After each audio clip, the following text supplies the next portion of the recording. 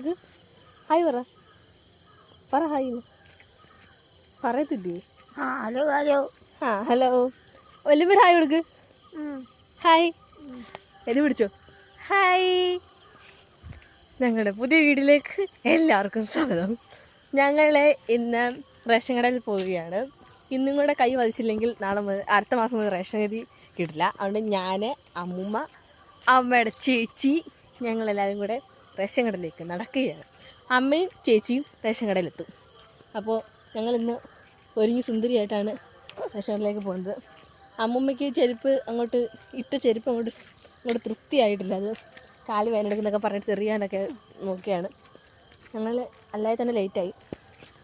അതാണ് പൊയ്ക്കൊണ്ടിരിക്കുകയാണ്.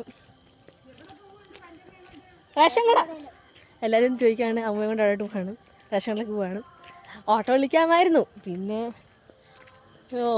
കുറച്ച് നടന്നാൽ എടുത്തു കഴിഞ്ഞാൽ റേഷൻ കട എത്തും. അതുകൊണ്ട് വിളിച്ചു നടന്നു പോകാമെന്ന്. പിന്നെ പൈസയും വേണ്ടായോ. ഞങ്ങളെല്ലാവരും നടക്കുകയാണ്. നടരാജന് ബസ്സിലങ്ങ് പോകാതെ വെച്ചിട്ട് ഞങ്ങൾ നടരാജനങ്ങ് നടക്കുകയാണ്.